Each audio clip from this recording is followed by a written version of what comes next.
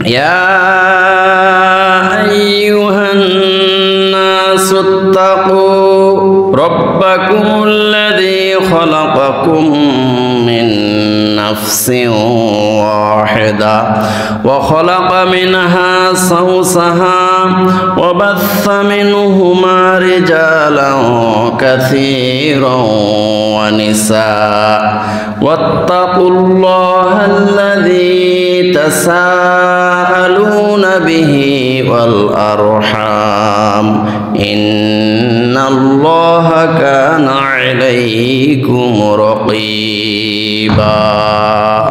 সূরা নিসা আয়াত নাম্বার 1।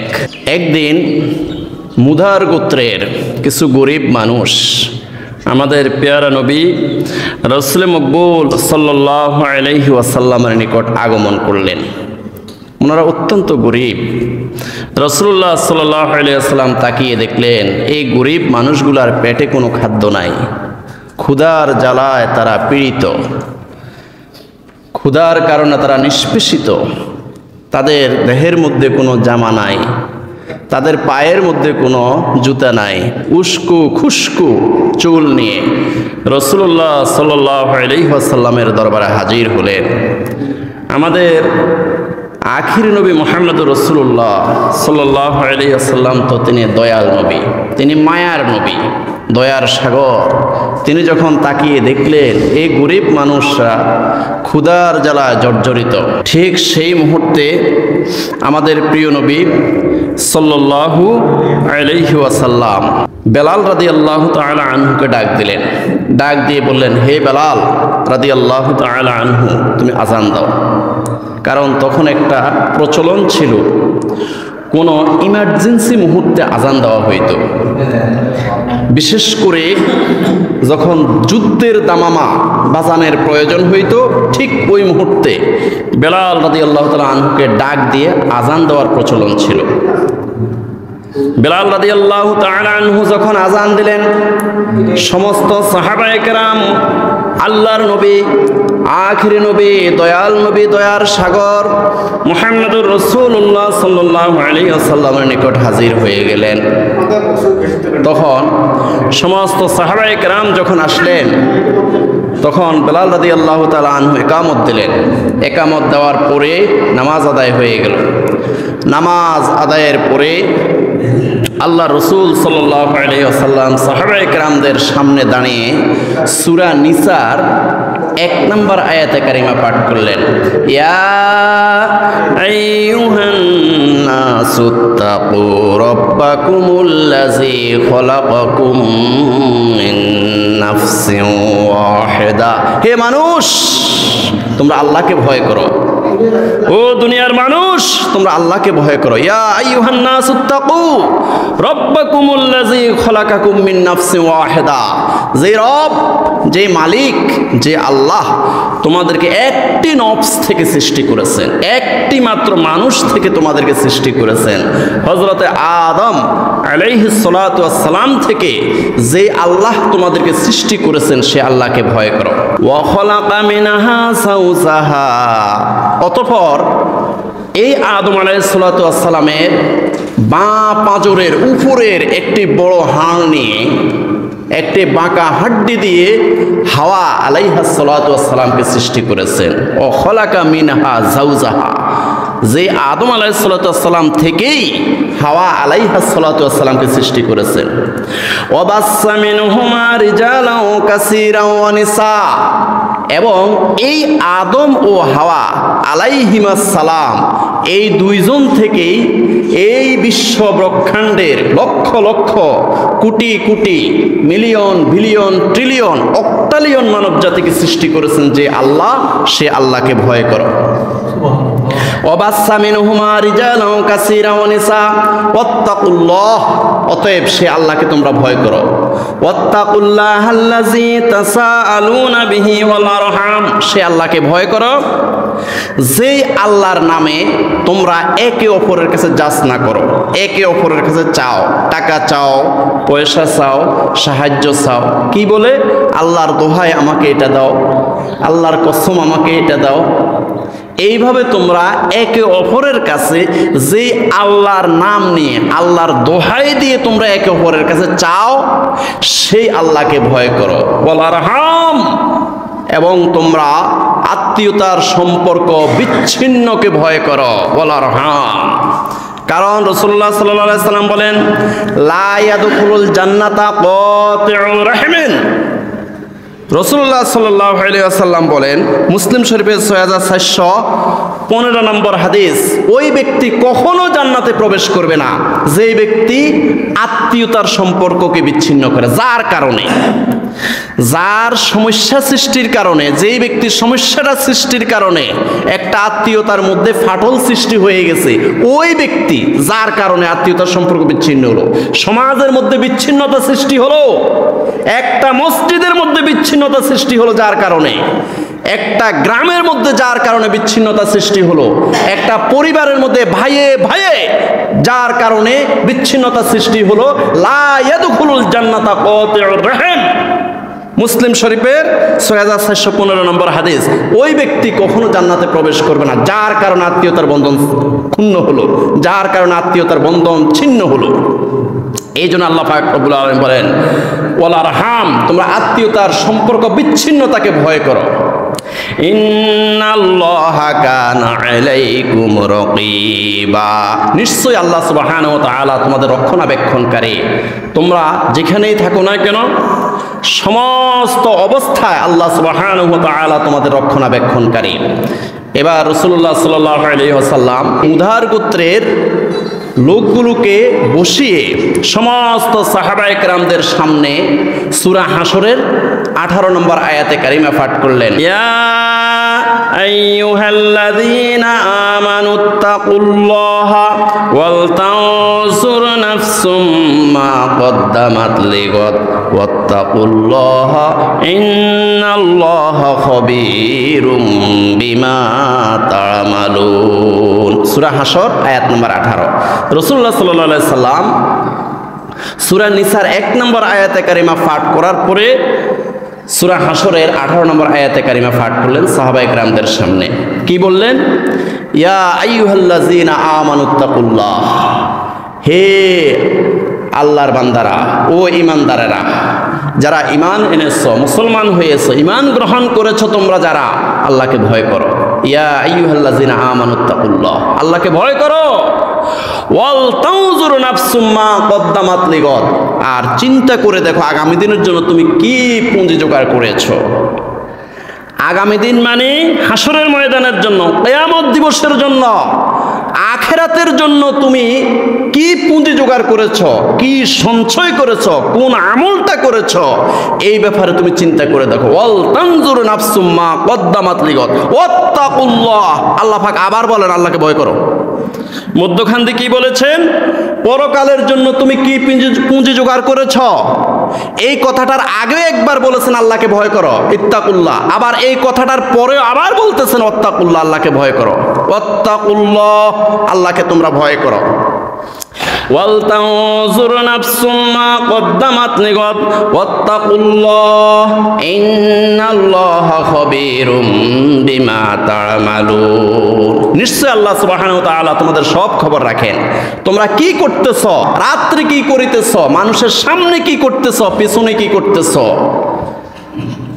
গহীন জঙ্গলের ভিতরে গিয়ে একা একা তুমি কি করতেছ, সব খবর একজনে রাখেন। তিনি কে? আল্লাহ সব খবর রাখেন, আল্লাহ সব খবর রাখেন। অতএব হে মানুষ, হে ইমানদার বান্দারা, তোমরা আল্লাহকে ভয় করো। এই দুইটি আয়াতের ব্যাখ্যা করলেন রাসূলুল্লাহ সাল্লাল্লাহু আলাইহি সাল্লাম। কাকে সামনে রেখে? মুদার গোত্রের ওই গরিব মানুষদেরকে বসাইয়া রেখে সাহাবায়ে কেরামদের সামনে দুইটা আয়াতের ব্যাখ্যা করলেন। এই দুইটা আয়াতের ব্যাখ্যা করার পরে সাহাবায়ে কেরাম বুঝে ফেললেন যে আল্লাহকে ভয় করো, আল্লাহকে ভয় করতে হবে। সাহাবায়ে কেরাম বুঝে ফেললেন এই মুদার গোত্রের এই গরিব মানুষের পেটের মধ্যে খাদ্য নয়, আমাদের পেটে খাদ্য আছে, আল্লাহকে ভয় করতে হবে, এদের খাদ্যের ব্যবস্থা করতে হবে। সাহাবায়ে কেরামরা বুঝে ফেলেছেন। আকল মানকু ইশারা, কথা বলেন, আকল মানকু ইশারা। সাহাবায়ে কেরাম বুঝে ফেললেন আল্লাহকে ভয় করতে হবে। এই মুদার গোত্রের এই গরিব মানুষদের পায়ের মধ্যে জুতা নাই, আমাদের পায়ে জুতা আছে, এদের জুতার ব্যবস্থা করতে হবে। সাহাবায়ে কেরাম বুঝে ফেললেন এই দুইটা আয়াতের ব্যাখ্যা শুনে। এরপরে এই মুদার গোত্রের এই গরিব মানুষদের দেহের মধ্যে কোনো কাপড় নাই, চোপড় নাই, আর আমাদের গায়ের মধ্যে কাপড় চোপড় আছে, এদের গায়ের কাপড় চোপড়ের ব্যবস্থা করতে হবে। সাহাবায়ে কেরাম দিলেন দৌড় দিয়ে সবাই বাড়িতে চলে গেলেন। বাড়িতে গিয়ে যার যা আছে, যার ঘরে যা আছে, যার ঘরে কাপড় চোপড় আছে কাপড় চোপড় নিয়ে হাজির হয়ে গেলেন, যার ঘরে খেজুর আছে খেজুর নিয়ে হাজির হয়ে গেলেন, যার ঘরে আটা আছে আটা নিয়ে হাজির হয়ে গেলেন, যার ঘরে দিনার দিরহাম আছে দিনার দিরহাম নিয়ে হাজির হয়ে গেলেন। সুবহানাল্লাহ। এবার খাদ্যের একটা বিশাল স্তূপ হয়ে গেল, কাপড় চোপড়ের একটা বিশাল স্তূপ হয়ে গেল। এই দুইটা স্তূপ দেখে আমাদের দয়াল নবী, মায়ার নবী, দয়ার সাগর মুহাম্মদুর রাসূলুল্লাহ সাল্লাল্লাহু আলাইহি ওয়াসাল্লাম খুশি হয়ে গেলেন। রাসূলুল্লাহ সাল্লাল্লাহু আলাইহি ওয়াসাল্লামের চেহারাটা খাঁটি সোনার মতো উজ্জ্বল হয়ে গেল। সুবহানাল্লাহ। তিনি মুস্কি মুস্কি হাসতে লাগলেন। এরপরে তিনি বর্ণনা করলেন, মান সান্না ফিল ইসলামে সুন্নাতান হাসানাতান ফালাহু আজরুহা ওয়া আজরু মান আমিলা বিহা বাদাহু মিন গায়রি আইয়ান কুসামিন উজুরিহিম শাইউন ওমান সান্না ফিল ইসলামে সুন্নাতান সাইয়্যাতান কানা আলাইহি বিজরুহা ও বিজরু মান আমিলা বিহা মিন বাদিহি মিন গায়রি আইয়ান কুসামিন আওজারিহিম শাইউন। রাওয়াহু মুসলিম। মুসলিম শরীফের 2241 নম্বর হাদিস। রাসূলুল্লাহ সাল্লাল্লাহু আলাইহি ওয়াসাল্লাম তখন এই হাদিসটা বর্ণনা করলেন। কি বললেন? এই দুইটা খাদ্যের স্তূপ দেখে, খাদ্য এবং পোশাকের স্তূপ দেখে রাসূলুল্লাহ সাল্লাল্লাহু আলাইহি সাল্লাম আনন্দ চিত্তে হাদিসটা বর্ণনা করলেন। মান সান্না ফিল ইসলামে সুন্নাতান হাসানাতান, কোন একজন মুমিন মুসলমান যদি একটা ভালো প্রথা আবিষ্কার করে, ভালো নিয়ম কানুন প্রথা, ভালো সুন্নত তরিকা যদি আবিষ্কার করে, সুন্দর ইসলামের কল্যাণে কোন প্রথা যদি আবিষ্কার করে, মান সান্না ফিল ইসলামে সুন্নাতান হাসানাতান ফালাহু আজরুহা ও আজরু মান আমিলা বিহা বাদাহু মিন গায়রি আইয়ান কুসামিন উজুরিহিম শাইউন। যেই ব্যক্তি ইসলামের সৌন্দর্য বৃদ্ধির জন্য, ইসলামের কল্যাণে, জনকল্যাণে এবং ইসলামের সৌন্দর্যকে প্রসার করার জন্য, দিন প্রচারের উদ্দেশ্যে, দিনের কল্যাণে, কোরআনের কল্যাণে, হাদিসের কল্যাণে, ইসলামের কল্যাণে কোনো ভালো প্রথা আবিষ্কার করবে, ওই প্রথাটা কিয়ামত পর্যন্ত যারা আমল করবে, অনুসরণ করবে, এই কিয়ামত পর্যন্ত অনুসারীরা যতগুলো আমল করে সওয়াব অর্জন করবে, সম পরিমাণ সওয়াব ওই ব্যক্তির আমল নামায় দেওয়া হবে যেই ব্যক্তি প্রথম এই তরিকাটা, এই নিয়মটা, এই প্রথাটা যে ব্যক্তি আবিষ্কার করেছে। সুবহানাল্লাহ। বাদাহু মিন গায়রি আইয়ান কুসামিন উজুরিহিম শাইউন। তবে কিয়ামত পর্যন্ত যারা এই সুন্দর প্রথাটা আমল করবে, ফলো করবে, অনুসরণ করবে, এদের সওয়াবের কমতি হবে না, এরাও সমপরিমাণ সওয়াব পাবে। আর ওই ব্যক্তিকেও সমপরিমাণ বোনাস হিসাবে দেওয়া হবে যেই ব্যক্তি এই সুন্দর প্রথাটা আবিষ্কার করেছে। সুবহানাল্লাহ। ওমান সান্না ফিল ইসলামে সুন্নাতান সাইয়্যাতান কানা আলাইহি বিজরুহা ওয়া বিজরু মান আমিলা বিহা মিন বাদিহি মিন গায়রি আইয়ান কুসামিন আওজারিহিম শাইউন।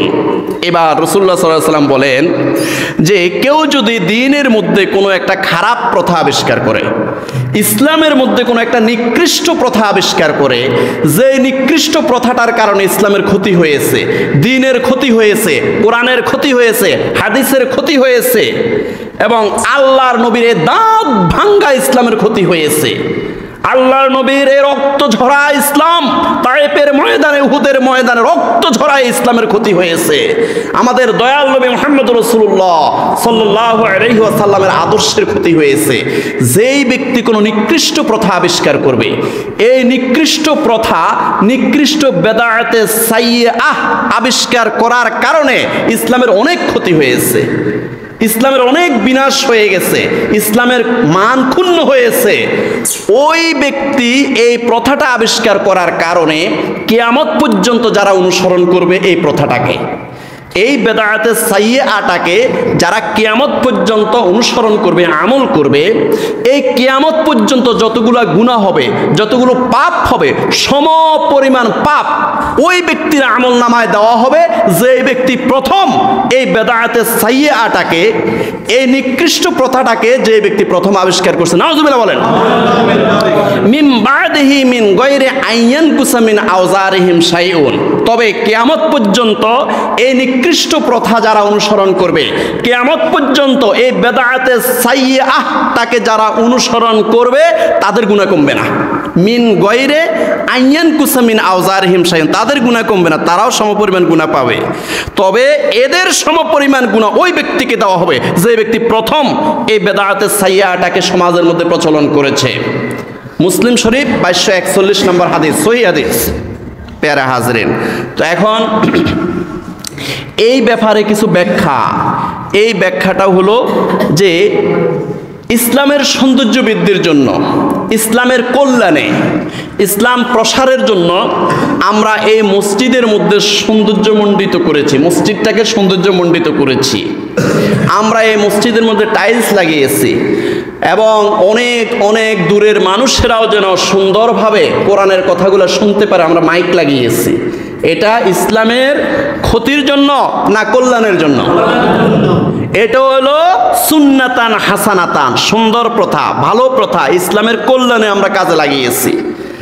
আর ইসলামের ক্ষতি যে সমস্ত বিষয়ে হয় সেই বিষয়গুলো আমাদের জানতে হবে।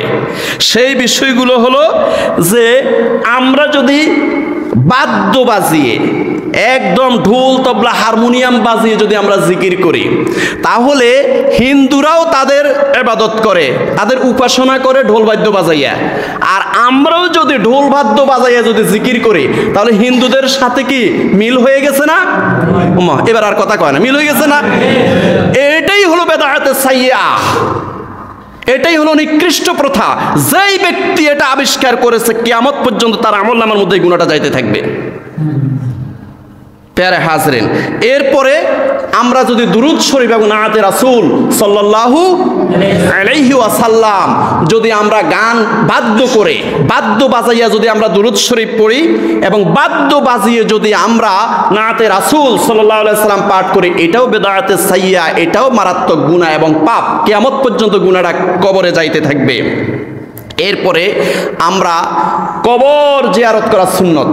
এই কবরের মধ্যে আমরা যদি একদম বিল্ডিং বানিয়ে আগরবাতি মোমবাতি দিয়া একদম সুসজ্জিত করে সেখানে সেজদার ব্যবস্থা করি, সেখানে যদি আমরা ওই কবরটাকে আমরা তাওয়াফ করি, সেখানে যদি কবরের বাসিন্দাদের কাছে আমরা কিছু চাই, একমাত্র দিতে পারে একজন। আপনার সকল মনের আশা আকাঙ্ক্ষা মাকাসাদ একজনে দিতে পারে, তিনি কে? কিন্তু আমরা যদি ওই কবরের বাসিন্দার কাছে চাওয়ার ব্যবস্থা করি, এটা হলো বিদআতে সাইয়্যা। কিয়ামত পর্যন্ত এই গুনাহটা আপনার কবরে যাইতে থাকবে যেই ব্যক্তিটা আবিষ্কার করেছে। এরপরে আমরা যদি বেপরদিকি বেহায়ামি করে, নাচানাচি করে, পুরুষ মহিলা একসাথে নাচানাচি করে যদি আমরা জিকিরের ব্যবস্থা করি, নাউজুবিল্লাহ বললেন না? পুরুষ মহিলা একসাথে যদি আমরা নাচানাচি করে, ফালাফালি করে যদি আমরা দুরুদের ব্যবস্থা করি, জিকিরের ব্যবস্থা করি, এটাও বেদাতে সাইয়্যা। যে ব্যক্তি প্রথম আবিষ্কার করবে তার আমলনামার মধ্যে কিয়ামত পর্যন্ত এই গুনাহটা যাইতে থাকবে। এরপরে আরেকটা হলো আমাদের সমাজের মধ্যে, আপনাদের সমাজে আছে কিনা জানি না, বিয়ের আগের দিন এমন এক হলুদ অনুষ্ঠান হয়, উঠানের মধ্যে পুরুষ মহিলা একসাথে, একদম জোয়ান জোয়ান পুরুষেরা, যুবতী যুবতী মেয়েরা একসাথে উঠানের মধ্যে নাচানাচি ফালাফালি করে অসংখ্য অগণিত গুনাহ তারা এখানে সৃষ্টি করে। এটা আছে না নাই? বেদাতে সাইয়্যা, কিয়ামত পর্যন্ত এটার গুনাহ কবরে যাইতে থাকবে। ফেরা হাজরিন, তো এই জন্য আমাদের এই ব্যাপারে খুবই সতর্ক হইতে হবে। আল্লাহ পাক রব্বুল আলামিন বলেন, ইয়া আইয়ুহাল্লাযীনা আমানু যকুরুল্লাহা যিকরান কাসীরা ওয়া সাব্বিহুহু বুকরাতাও ওয়া আসীলা। সূরা আহজাব আয়াত নাম্বার 41-42। আল্লাহ রাব্বুল আলামিন বলেন, বান্দারা, ও আমার ঈমানদার বান্দারা, তোমরা আমার জিকির করো, সকাল এবং সন্ধ্যা আমার জিকির করো। বেশি বেশি করে আমার জিকির করো।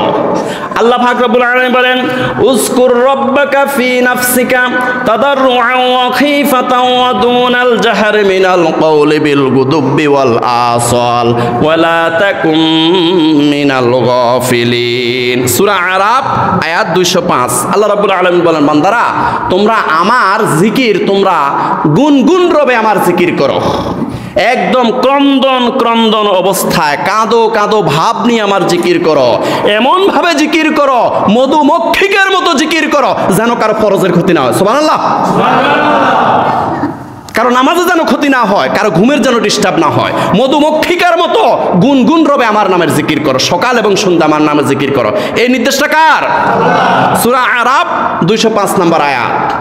আর আমরা এই জিকিরটা যদি একদম লাভ দিয়ে ফাল দিয়ে যদি আমরা জিকির করি, একদম মানে ঢোল তবলা হারমোনিয়াম দিয়ে বাদ্য বাজিয়ে যদি আমরা সেই জিকিরটাকে কলুষিত করি, সেটাই হলো বেদাতে সাইয়্যা, এটা হলো নিকৃষ্ট প্রথা। এই নিকৃষ্ট প্রথার ব্যাপারে রাসূলুল্লাহ সাল্লাল্লাহু আলাইহি ওয়াসাল্লাম বলেন, ওমান সান্না ফিল ইসলামে সুন্নাতান সাইয়্যাতান কানা আলাইহি বিজরুহা ওয়া বিজরু মান আমিলা বিহা মিন বাদিহি মিন গায়রি আন ইয়ানকুসা মিন আওজারিহিম শাইউন। কিয়ামত পর্যন্ত ওই ব্যক্তির কবরের মধ্যে গুনাহটা যাইতে থাকবে যারা এই জিকিরের মধ্যে ঢোল তবলা ঢুকাইছে, যারা এই জিকিরের মধ্যে যারা লাফ ফাল নাচি কুদি পুরুষ মহিলা একসাথে জিকিরের এই ব্যবস্থাটা প্রথম চালু করেছে, তাদের আমলনামার মধ্যে কিয়ামত পর্যন্ত এই গুনাহটা যাইতে থাকবে। কিয়ামত পর্যন্ত যারা অনুসরণ করবে তাদের গুনাহ। নাউযুবিল্লাহ বলেন। রাসূলুল্লাহ সাল্লাল্লাহু আলাইহি ওয়াসাল্লাম বলেন, মান সাল্লা আলাইয়া সালাতান ওয়াহিদাতান সাল্লাল্লাহু আলাইহি আশরু সালাওয়াতিন ওয়া হুত্তাত আনহু আশরু খতিয়াতিন ওয়া রুফিআত লাহু আশরু দারাজাতিন। নাসাই শরীফের 1297 নম্বর হাদিস। রাসূলুল্লাহ সাল্লাল্লাহু আলাইহি ওয়াসাল্লাম বলেন, যেই ব্যক্তি আমার উপর একবার দুরূদ শরীফ পড়বে তার আমল নামার মধ্যে 10টি রহমত নাজিল হবে, তার উপরে 10টি রহমত নাজিল হবে। সুবহানাল্লাহ। ও হুত্তাত আনহু আশরু খতিয়াতিন, তার আমল নামা থেকে 10টা গুনাহ মাফ হয়ে যায়। সুবহানাল্লাহ। ও রুফিআত লাহু আশরু দারাজাতিন, তার 10টা উন্নতির দরজা মর্যাদার দরজা আল্লাহ পাক খুলে দেন। সুবহানাল্লাহ। তাহলে এই দুরূদ শরীফটা অত্যন্ত মর্যাদাপূর্ণ একটা ইবাদত। এটা ইমানদার মুসলমানের জন্য একটা খুবই মর্যাদাপূর্ণ একটা ইবাদত। এই ইবাদতটা আমরা কলুষিত করে ফেলেছি। এই ইবাদতটা দুরূদ শরীফ এবং নাআতে রাসূল সাল্লাল্লাহু আলাইহি ওয়াসাল্লাম, নাআতে রাসূল মানে রাসূলুল্লাহ সাল্লাল্লাহু আলাইহি ওয়াসাল্লামের গুণগান বর্ণনা করে যে গজল গাওয়া হয় সেটাকে নাআতে রাসূল বলা হয়। এই নাআতে রাসূলটাকে এবং দুরূদ শরীফটাকে আমরা কিছু মুসলমান নামধারী ভণ্ড আমরা কি করেছি, দুরূদ শরীফটাকে কলুষিত করে ফেলছি। এই দুরূদ শরীফের ভিতরে আমরা অনেক মুসলমান নামধারী এই ভণ্ডরা আমরা কি করেছি, আমরা ঢোল তবলা ঢুকাই দিয়েছি, এটার মধ্যে বাজনা ঢুকিয়ে দিয়েছি। আপনারা মোবাইলে দেখবেন অনেক নাআতে রাসূলের ভিতরে বাজনা বাজতেছে। নাউযুবিল্লাহ বলেন। বাজনা কি পছন্দ করেন? ইসলামে কি বাজনা জায়েজ আছে? এই নাআতে রাসূলের মধ্যে বাজনা ঢুকিয়ে দিয়েছে। দুরূদ শরীফের ভিতরে বাজনা ঢুকিয়ে একটা একদম সাচ্চা একটা নিষ্কলুষ ইবাদত দুরূদ শরীফ এবং নাআতে রাসূল, এই দুরূদ শরীফ নাআতে রাসূলটাকেও বেদাতে সাইয়্যা পরিণত করে ফেলেছে। প্যারে হাজরিন, এই জন্য আল্লাহ পাক রব্বুল আলামিন বলেন, ওমিনান নাসি মান ইয়াশতারি লাহুল হাদিস লিয়ুদিল্লা আন সাবিলিল্লাহ বিগাইরি ইলমিন ওয়া ইয়াত্তাখিযাহা হুজুয়া উলাইকা লাহুম আযাবুম মুহিন। সূরা লোকমান আয়াত নাম্বার 6। আল্লাহ রাব্বুল আলামিন বলেন, ওমিনান নাসি মান ইয়াশতারি লাহুল হাদিস, মুসলমান নামধারী কিছু মানুষ আছে, অমিনান নাসে মাইয়াশতারি লাহুল হাদিস, তারা ঢোল তবলা হারমোনিয়াম বাদ্যযন্ত্র তারা কেনে, টাকা দিয়ে ওই যে টাকা দিয়ে জাহান্নাম কিনে রে। আল্লাহ পাক বলতেছেন, আমি বলতেছি না, আল্লাহ পাক বলতেছেন সূরা লোকমান আয়াত নাম্বার 6, অমিনান নাসি মাইয়াশতারি লাহুল হাদিস, কিছু মানুষ আছে বেকুব আহাম্মক, তারা কি করে, টাকা দিয়ে ঢোল তবলা হারমোনিয়াম বাদ্যযন্ত্র তারা কেনে। অমিনান নাসি মাইয়াশতারি লাহুল হাদিস লিয়ুদিল্লা আন সাবিলিল্লাহ, আর এই বাদ্যযন্ত্র বাজাইয়া তারা আল্লাহর পথ থেকে অনেক অনেক অনেক দূরে সরে যায়। লিয়ুদিল্লা আন সাবিলিল্লাহ বিগৈরি ইলম, তারা আহাম্মকের মতো গাধার মতো, বেকুবের মতো, বিগৈরি ইলম, আল্লাহ পাক বলতেন বিগৈরি ইলম, তারা বেকুফের মতো তারা আল্লাহর রাস্তা থেকে অনেক দূরে সরে যায়। ওয়াত্তাখিজাহা হুজুয়া উলাইকা লাহুম আযাবুম মুহিন, তাদের জন্য কঠিন পীড়াদায়ক লাঞ্ছনাকর শাস্তি রয়েছে। পেয়ারে হাজরিন, তো এই জন্য আমরা খুব সতর্ক হইতে হবে।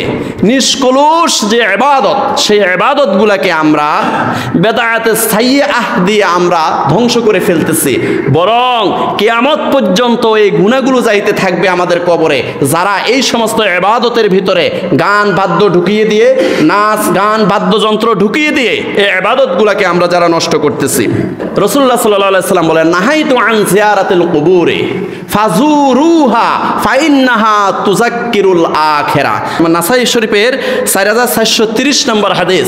রাসূলুল্লাহ সাল্লাল্লাহু আলাইহি সাল্লাম বলেন, ও আমার সাহাবীরা, ও আমার উম্মতরা, কোনো এক সময় আমি কবর জিয়ারত করা নিষেধ করেছিলাম, কারণ কবর জিয়ারত করতে যাইয়া অনেকে শিরিক করে ফেলতো, কিন্তু এখন সে আশঙ্কা দূরীভূত হয়ে গেছে।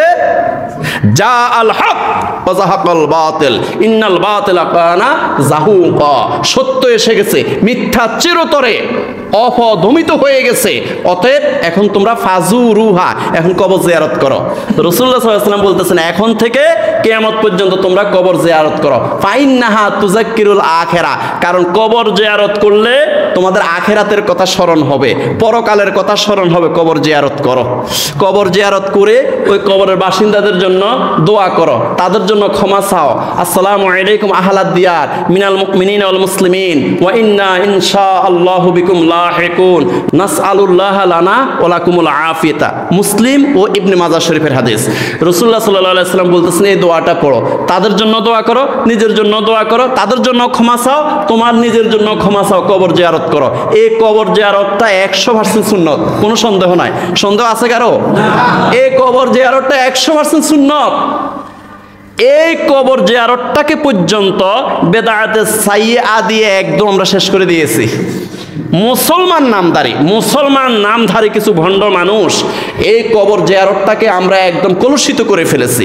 এই কবর জিয়ারত করতে যাওয়ার পরে দেখা যায় যে বিশাল বিল্ডিং বানিয়ে চুন কাম করে সুসজ্জিত করে একদম মোমবাতি দিয়ে আগরবাতি দিয়ে একদম মানে কি অবস্থা যে করছে। এরপরে সেখানে সেজদার ব্যবস্থা করা হয়েছে, সেখানে ওই কবরের চতুর্দিকে তাওয়াফের ব্যবস্থা করা হয়েছে। নাউজুবিল্লাহ বলেন।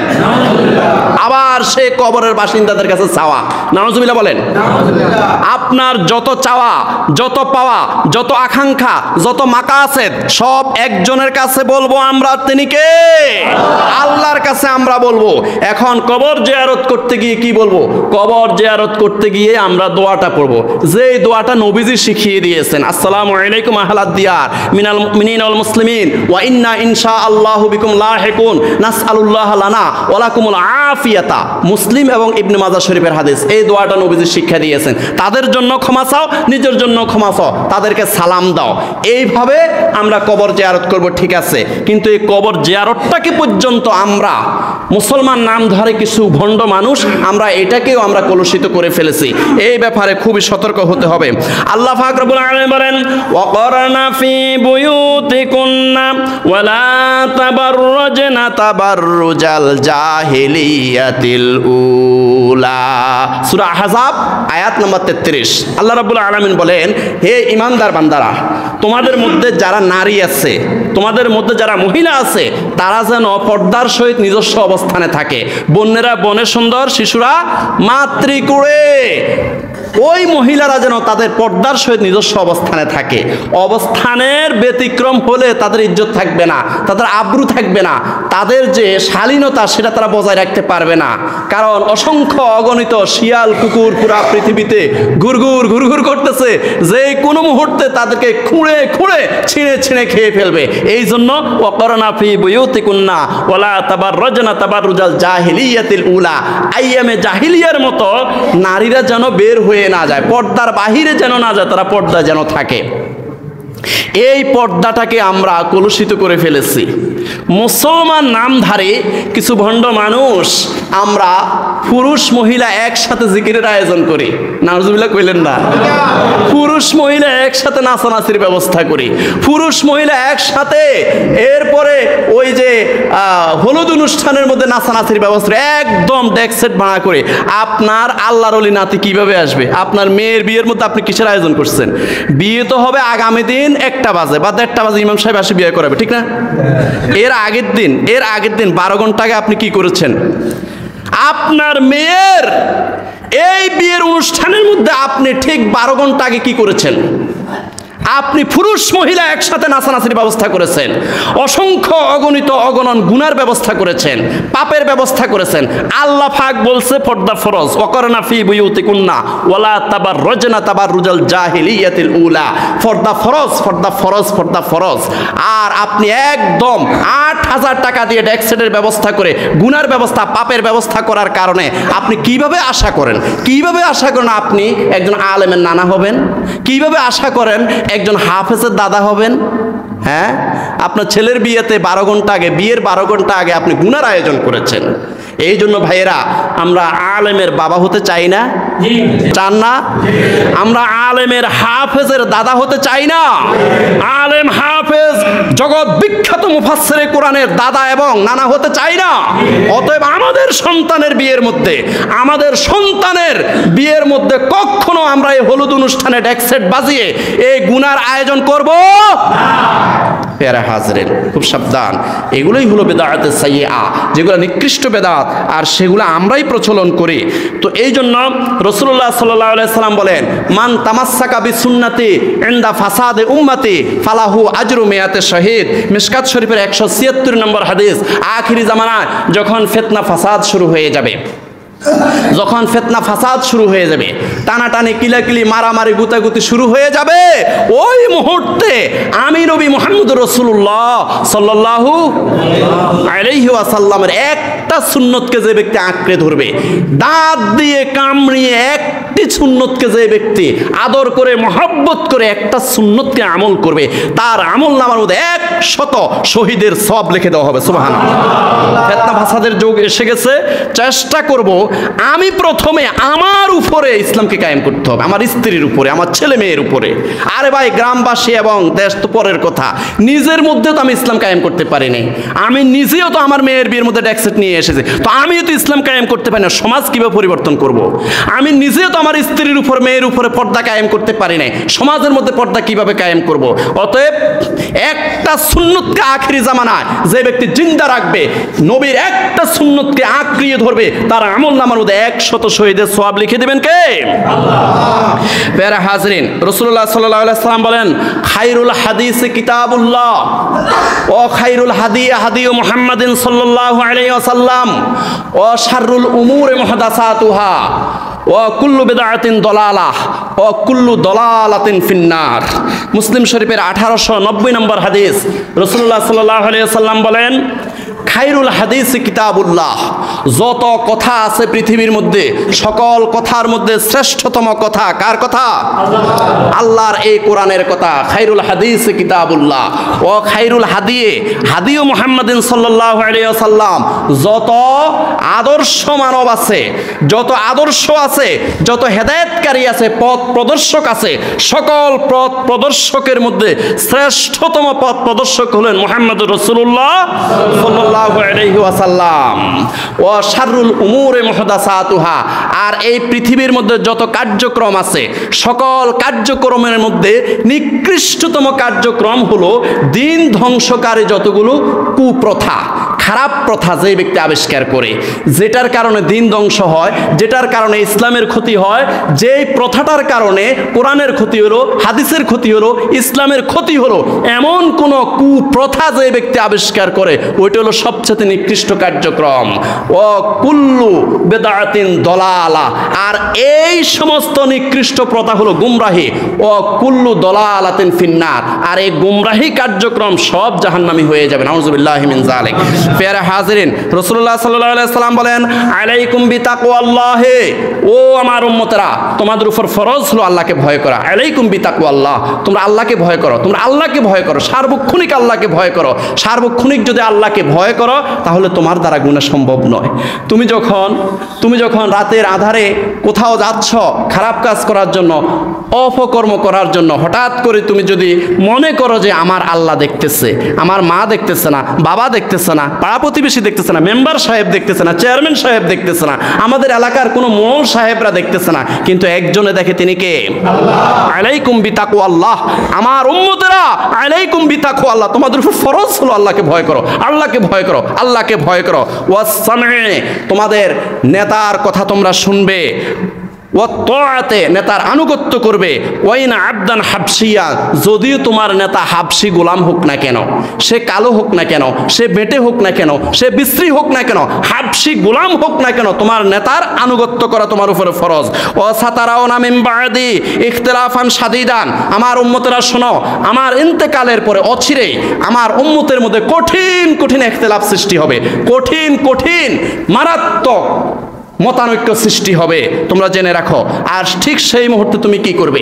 কঠিন মতানৈক্য যখন সৃষ্টি হবে, কঠিন কঠিন ইখতিলাফ যখন সৃষ্টি হয়ে যাবে, মুসলমানের মধ্যে মারামারি, ধরাধরি, কিলাকিলি, একে অপরের সাথে পৃথক যোজন যোজন দূরত্ব যখন সৃষ্টি হয়ে যাবে, তখন তুমি কি করবে? ফাআলাইকুম বিসুন্নতি ওয়া সুন্নাতিল খুলাফাইর রাশিদিন আল মাহদিয়িন, ওই মুহূর্তে তোমার উপর ফরজ হলো আমি নবী মুহাম্মদ রাসূলুল্লাহ সাল্লাল্লাহু আলাইহি ওয়াসাল্লামের সুন্নতের উপর তুমি অবিচল অটল থাকবে। ও সুন্নাতিল খুলাফাইর রাশিদিন আল মাহদিয়িন, আমার খোলাফায়ে রাশিদিন যে সাহাবায়ে কেরাম আছে, এই সুফলপ্রাপ্ত খোলাফায়ে রাশিদিন আমার সাহাবায়ে কেরামদের সুন্নতের উপর তোমরা ওই মুহূর্তে টিকে থাকবে। আদ্দু আলাইহা বিন নওয়াজিজ, আমার সুন্নত এবং আমার সাহাবায়ে কেরামদের সুন্নতগুলোকে তোমরা দাঁত দিয়ে আঁকড়িয়ে ধরবে, মানে কঠিনভাবে খুব মজবুত করে আমার সুন্নত, আমার সাহাবায়ে কেরামদের সুন্নত তোমরা আঁকড়িয়ে ধরবে। ওয়া ইয়াকুম আল উমুর আল মুহদাসাতে, আর সাবধান থাকবে, আমার সাহাবীরা সাবধান থাকবে এই ইসলামের মধ্যে, এই দ্বীনের মধ্যে, এই কোরআন হাদিসের আলোচনার ভিতরেও, এই দ্বীন ইসলামের বিভিন্ন কার্যক্রমের ভিতরেও অনেকে কুপ্রথা আবিষ্কার করবে, নিকৃষ্ট প্রথা আবিষ্কার করবে, যেটার কারণে দ্বীনের ক্ষতি হবে, ইসলামের ক্ষতি হবে। ওই সমস্ত নিকৃষ্ট প্রথা থেকে তোমরা সাবধান থাকবে। ফাইন্না কুল্লা বেদাআতিন দলালা, কারণ এই ধরনের কুপ্রথা, নিকৃষ্ট প্রথা হলো গুমরাহি, আর এই গুমরাহিটাই তোমাদেরকে জাহান্নামের মধ্যে পতিত করবে। অতএব এই ব্যাপারে তোমরা সাবধান থাকবে। বুখারী শরীফের 2010 নম্বর হাদিস, আন আব্দুর রহমান ইবনে আবদিন আল কারি রাদিয়াল্লাহু তাআলা আনহু قال, আব্দুর রহমান আবদিন আল কারি রাদিয়াল্লাহু তাআলা আনহু থেকে বর্ণিত, তিনি বলেন, খারাজা মা ওমর ইবনুল খাত্তাব রাদিয়াল্লাহু তাআলা আনহু লাইলাতান ফি রমাদানা ইলাল মাসজিদে, তিনি বলেন, আব্দুর রহমান রাদিয়াল্লাহু তাআলা আনহু তিনি বলেন, একদিন রমজান মাসে ওমর রাদিয়াল্লাহু তাআলা আনহুর সাথে এক রাত্রে আমি মসজিদে গমন করলাম। রমজান মাসের এক রাত্রে ওমর রাদিয়াল্লাহু তাআলা আনহুর সাথে আমি মসজিদে গমন করলাম। ফাইজান নাসু আওজাউন মুতাফাররিকুনা ইউসাল্লির রাজুলু লিনাফসিহি, আর আমরা মসজিদে গিয়ে দেখলাম তারাবির নামাজ পড়তেছে সাহাবায়ে কেরাম গুচ্ছ গুচ্ছ জামাত করে, এখানে এক জামাত, ওইখানে এক জামাত, এখানে এক জামাত, ছোট ছোট জামাতে তারা নামাজ পড়তেছে। কেউ একসাথে, সবাই একসাথে পড়তেছে না, কেউ আবার নিজে নিজে পড়তেছে। ফাকালা উমর রাদিয়াল্লাহু তাআলা আনহু, ইন্নী আরা লাউ জামাআতুহা উলাই আলা কারিন ওয়াহিদিন লাকান আমসাল। এরপর ওমর রাদিয়াল্লাহু তাআলা আনহু বললেন যে, হে আব্দুর রহমান রাদিয়াল্লাহু তাআলা আনহু, আমি যদি সবগুলো গুচ্ছ গুচ্ছ জামাতগুলোকে যদি একটা জামাত করে ফেলি, একটা জামাত যদি আমি করি, সবাই যদি এক জামাতে তারাবির নামাজ আদায় করে, কতই না ভালো হবে। সুম্মা আযামা ফা জামাআহুম আলা উবাই ইবনে কাব রাদিয়াল্লাহু তাআলা আনহু, অতঃপর ওমর রাদিয়াল্লাহু তাআলা আনহু সবগুলো গুচ্ছ জামাতকে এক জামাত করে ফেললেন। উবাই ইবনে কাব রাদিয়াল্লাহু তাআলা আনহুকে ইমাম বানিয়ে সবগুলো মুসল্লিকে, সবগুলো সাহাবায়ে কেরামকে একটি জামাতের অধিভুক্ত করে দিলেন। সুম্মা খারাজতু মাআহু লাইলাতান উখরা ওয়ান নাসু ইউসাল্লুনা বিসলাতি কারিহিম, এরপরে কিছুদিন পরে আবার ওমর রাদিয়াল্লাহু তাআলা আনহুর সাথে আবার ওই মসজিদে গিয়ে দেখলাম যে সবগুলো সাহাবী তারাবির নামাজ পড়তেছে একজন ইমামের পিছনে।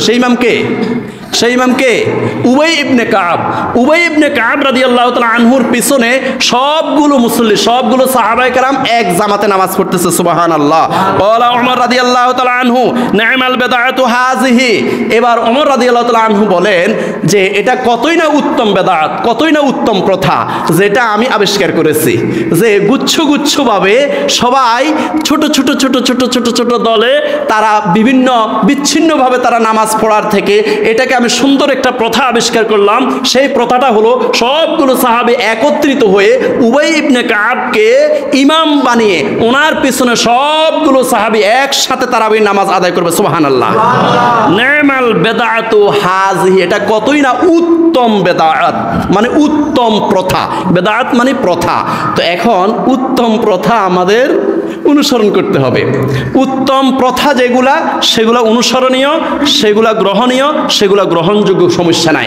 কিন্তু যেগুলা ভুল প্রথা, নিকৃষ্ট প্রথা, সেগুলা মানা যাবে না।